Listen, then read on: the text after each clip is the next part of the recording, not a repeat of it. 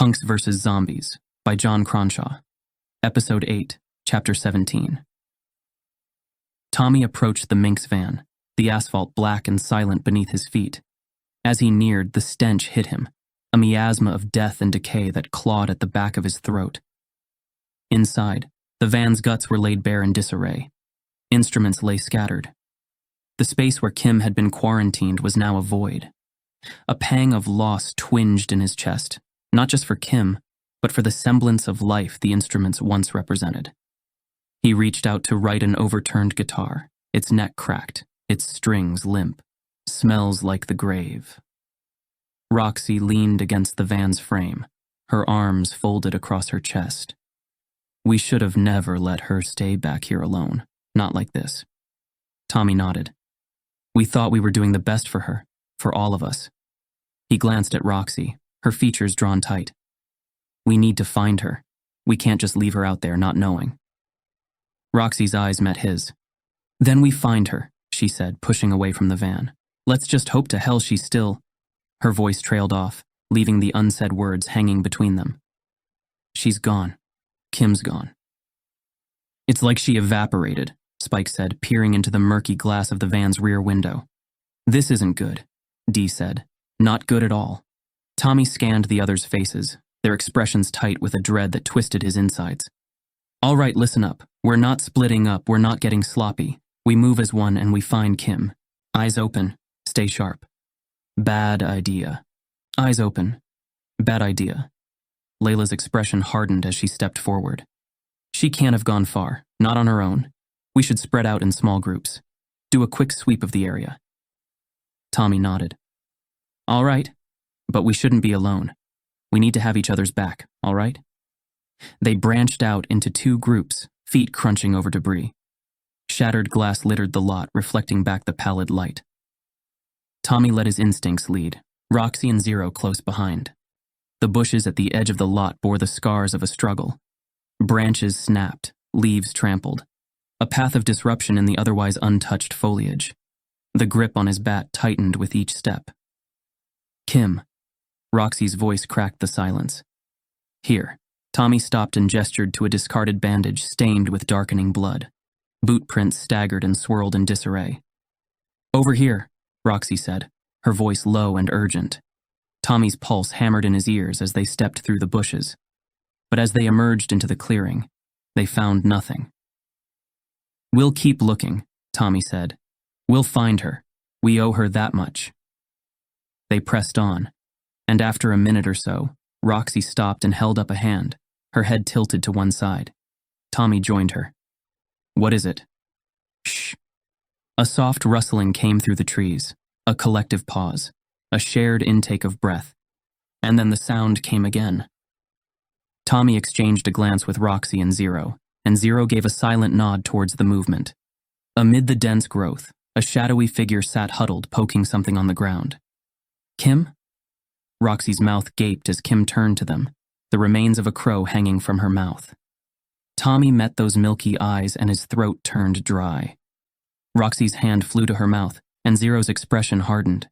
Kim's skin, once the color of warm life, was now a sickly pallor. She gazed emptily at the group. The change was undeniable. She was one of them. Tommy stood frozen. Zero stepped forward, his eyes hard, his rifle drawn. Tommy glared. What are you doing, Zero? There ain't another way. This is it. This is what we do. What we have to do. Roxy shoved him aside. Come on, there's gotta be something we can't just... Zero held his rifle firm. But we can, she's gone. What's left ain't Kim, it's a walking corpse. She's one of us, Tommy said. We don't just give up on our own. No. Zero's voice came out in a flat tone. She's one of them. We can't rush this. There's no coming back from this, Zero. Back from what? Layla's voice cut through the tension. Mickey, Spike, Dee, and Jimbo close behind. Tommy gestured towards Kim. She's turned, and Zero wants to take her out. Layla looked between Zero and Kim. Ain't no way I'm gonna let you shoot her. Zero sniffed. You speak like she's still alive. She's gone. and that thing is a danger to us. I'm with Zero, Spike said. She said if she turned, this is what she wanted, for us to survive, to not end up like that. What if it were me? Mickey gestured to Kim. Would you do the same? Just leave me to be that? Zero's jaw clenched. If it gets to that, yeah, it's what any of us would have to do. The crease on Lila's brow deepened. What if there's a cure? Or something? Some way to what? Turn her back? Zero shook his head. This ain't a fairy tale. There ain't no magic kiss to wake her up. Kim rose to her feet, a groan erupting from within. The crow's remains tumbled from her mouth. She stepped forward, her movements disjointed, jerky. A single shot rang out through the trees. Kim fell, a marionette with severed strings. Time stuttered. Everyone stood motionless.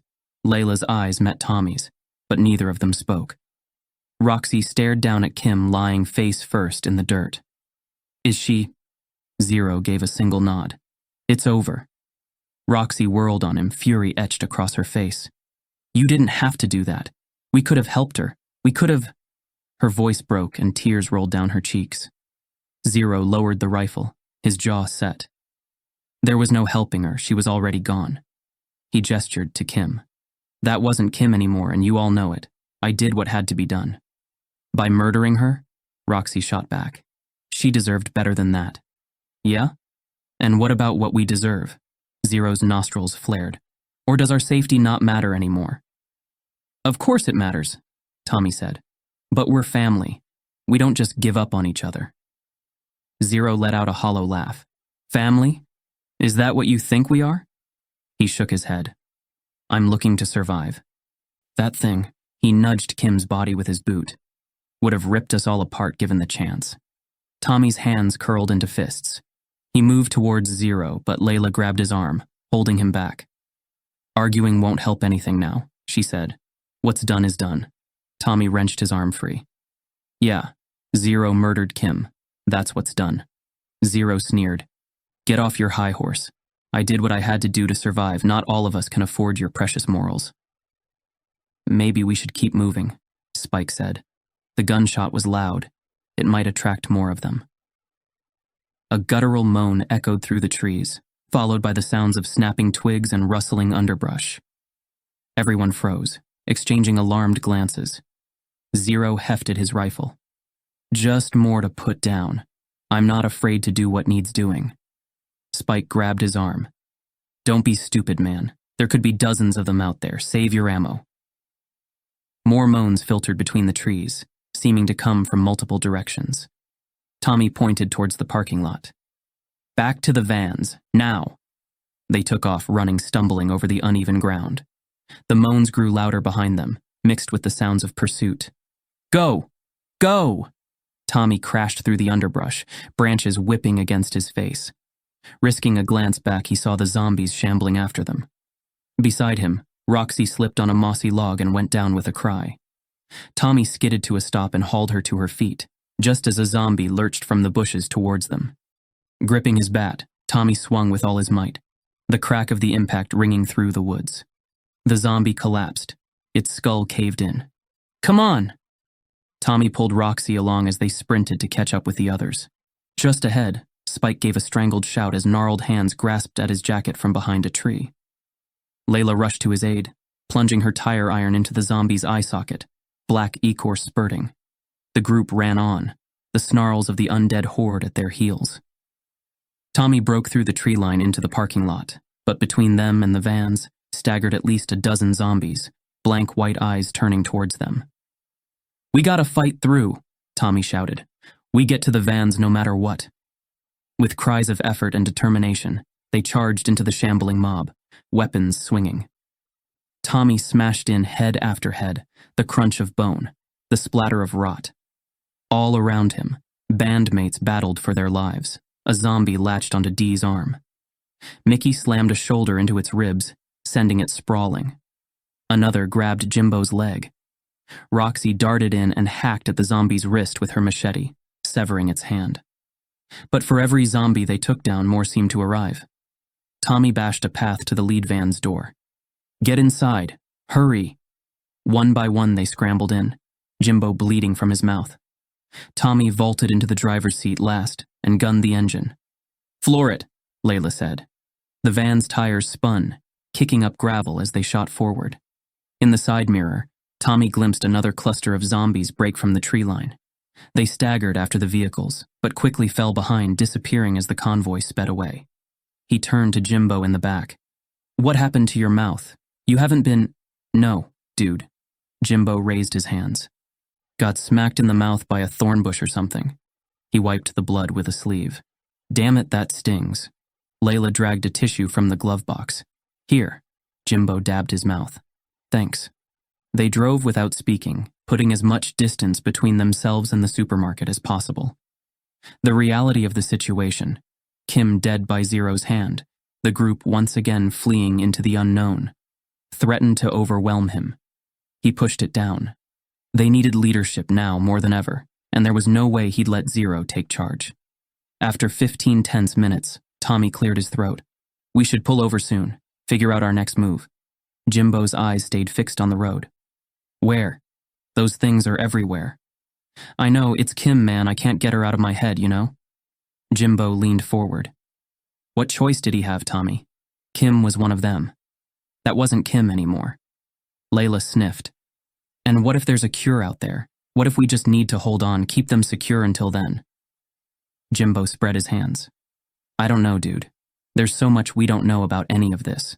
We just gotta keep on keeping on, and maybe that means we look out for the living until this whole thing's done with. But what if they're still in there somewhere, aware, feeling, trapped?" Her question hung between them. The thought twisted in Tommy's mind. He hadn't allowed himself to dwell on the possibility, the notion that each one they put down might be a prison of flesh, holding a consciousness screaming for release. Layla sighed. "This isn't just about survival anymore. It's about who we are, who we become in the face of all this." The silence returned. Jimbo looked down, his hands clasped between his knees. Maybe Zero did us a mercy. Maybe he spared her from becoming a monster in her own mind. Mickey leaned back, his gaze distant. "It's messed up, isn't it? We're fighting to stay alive, but what are we doing to keep hold of who we are?" Tommy didn't have the answers. He stared ahead, focusing on the road. Chapter 18. The empty highway stretched before them, a gray ribbon cutting through the landscape. Tommy's fingers tapped on the steering wheel as he drove, keeping pace with the beat of his racing heart. Beside him, Layla stared from the passenger window, her forehead resting against the glass. The horrors they had witnessed that day had taken a toll on her. He could see it in the hard set of her jaw, the tension in her shoulders, the haunted look in her eyes when she thought no one was watching. In the back, Mickey slumped in his seat. Every now and then his leg would bounce with nervous energy before settling again. Jimbo kept craning his neck to peer behind them, as if expecting the nightmares to come at any moment. They were musicians, not warriors. It wasn't fair. But the universe didn't care about fair. "How much longer until we stop?" Mickey asked, breaking the tension. Tommy shrugged. "Maybe 60 miles. Mickey sighed. "I just want to rest up somewhere, man. I'm sick of having to bash in zombie skulls. Is that too much to ask?" Layla turned from the window. "We need to move forward together, not start questioning each other." "We're still a long way from Philly," Tommy said. "Yeah, dudes," Jimbo said. "Chin up and spirits high, yeah?" Mickey nodded. The van roared down the empty highway.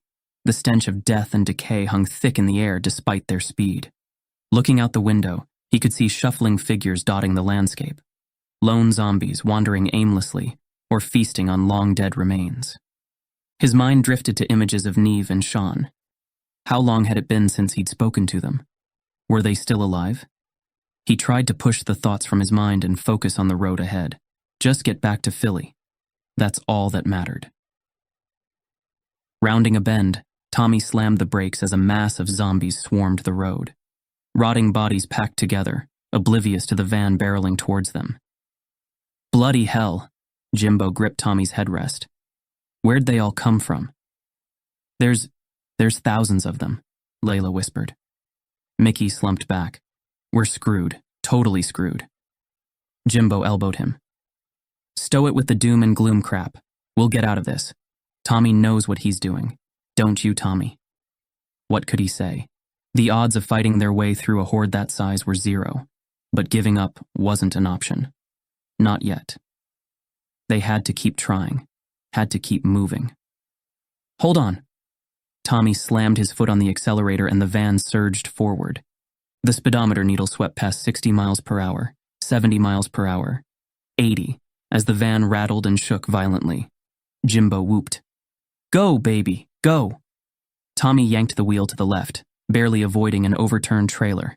There's too many of them, Layla shrieked, her gaze sweeping across the undead horde ahead of them. Just keep driving, don't stop, Mickey said. The horde was a churning sea of gnashing teeth and grasping arms, threatening to overwhelm them if they slowed even for a moment. Tommy jerked the wheel hard to the right, tires screeching in protest as he took the off-ramp at breakneck speed. Hold on tight. Tommy yanked the wheel to the left and the van bumped up over the curb, rumbling back up over the grassy embankment to rejoin the highway. When the other vans appeared in the side mirror behind them, Tommy let out a breath. How are you holding up back there? We're all good, Jimbo said. Looks like everyone broke through.